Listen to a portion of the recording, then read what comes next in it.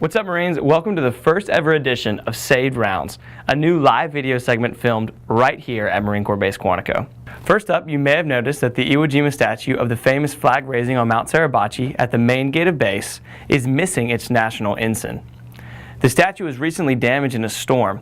The flagpole does not flex, which caused one of the fingers to break off. Grounds and facilities are planning changes, including attaching a coupling to the bottom of the pole, which in a windstorm will cause the flagpole to give and break off, so no damage is done to the statue in the future. A restoration expert is being contracted to complete the repairs and return the statue to its original state. The Indiana Limestone statue was unveiled on the Marine Corps' birthday in 1951. The artist, Felix Day Weldon, also sculpted the Marine Corps Memorial located in Arlington. The original tattered flag that was raised at Iwo Jima was raised on the statue during its dedication just 6 years after the famous battle. The statue has undergone multiple renovations and has even been vandalized with pink paint. Check out this video of the Battle of Iwo Jima. All right, on the 19th of February 1945, 2nd Battalion, 28th Marines were tasked with taking Mount Suribachi. So they made the attack on the hill, and once they got to the hill, they had a flag that they were going to raise. They found an irrigation pipe, and they attached the flag to that irrigation pipe. And it was about 0900 in the morning when they raised the first flag. There were 800 ships out in the bay off Iwo Jima, and one of them had the Secretary of the Navy, Secretary Forrestal. And when he saw the flag raised and all the ships were blowing their whistles, he wanted a bigger presence. So they contacted one of the ships, an LST, the USS Missoula, and they found a larger flag and they sent it ashore. So with instructions to take the first flag down and put the first flag down and put the second flag up. So Joe Rosenthal, famous A&P photographer, missed the first flag raising. He was at the summit and missed the first flag raising. So as the second flag was going up, Joe had his back to all the action. And someone said, "Joe, they are raising a second flag." And as he turned around, he centered his camera in the best he could, and this is an old box camera with a viewfinder, and he snapped off a picture, and the flag was up, and it was over. Afterwards, everybody was hooting and hollering, and what they did was they took some staged photos afterwards. Well, the film pack, because Joe had finished that film pack, he sent the film to Guam that night to be developed. Joe Rosenthal didn't arrive in Guam for 2 or 3 days. When he got there, they had already released this photo that he had taken over the Associated Press wire services, and it became such an iconic vision of what was happening there in Iwo Jima and Mount Suribachi that everybody thought that this would be a picture that would save the existence of the Marine Corps forever. And they asked Joe, "Was that a staged picture?" And the only picture he could remember was the one that he had taken after the second flag raising of all the people that were on the top of them, to include those that raised the flag and those that were there in other portions. He said, yes, it was staged.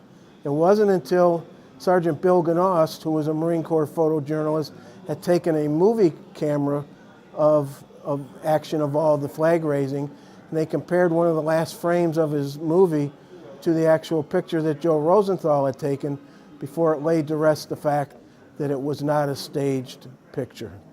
Joe Rosenthal's picture was used by Felix D. Weldon to make the actual bronze statue that was later turned into the Marine Corps War Memorial at Arlington.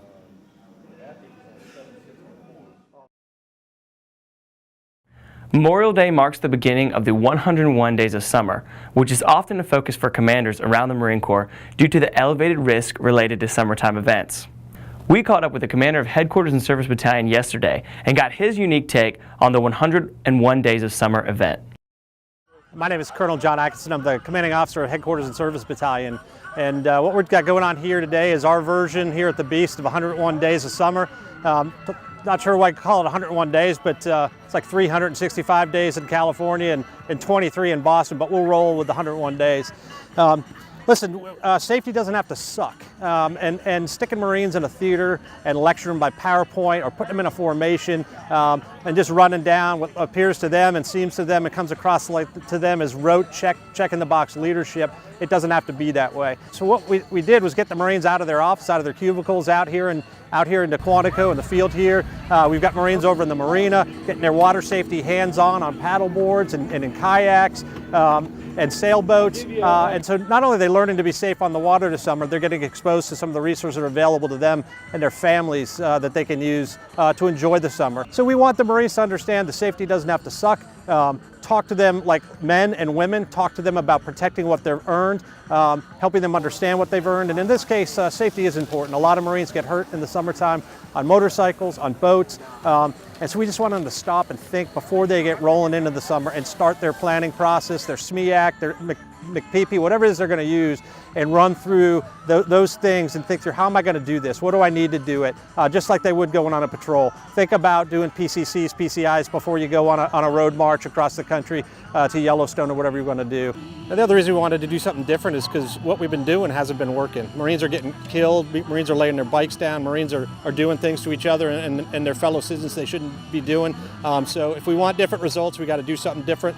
And that's what we're doing both with our Protect What You've Earned campaign plan and our safety plan, and all of it's integrated. It's all about leadership. It's all about Marineship. We wanted the Marines to be oriented on the important parts of summer, Memorial Day, what that's about, Independence Day, what that's about, Labor Day, what that's about.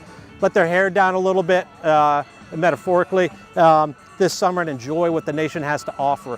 Get up into DC and see what it is they live near, but do it safely. Last Saturday, over 400 Marines from Marine Corps Base Quantico fanned across 13.1 miles of roadways in Fredericksburg, Virginia to support the 11th annual Marine Corps Historic Half in support of the Marine Corps Marathon. 6,500 runners from all 50 states and 14 countries completed the race in above average heat and humidity. If you've never run with the Marines, visit the Marine Corps Marathon website to sign up for the next event. Good luck on the waist. Keep going. Hoorah! Let's say on behalf of Brooks, good luck tomorrow and run hard, guys.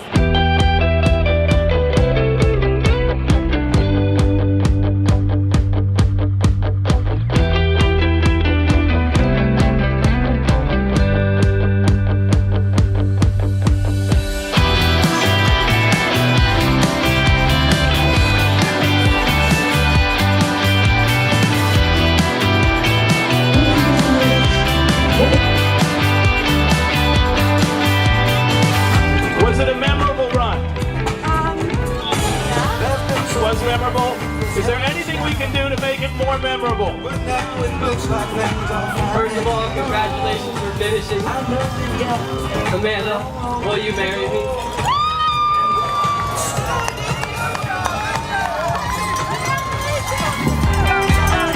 I think that's a yes, folks. Let's hear it. Amanda, sit.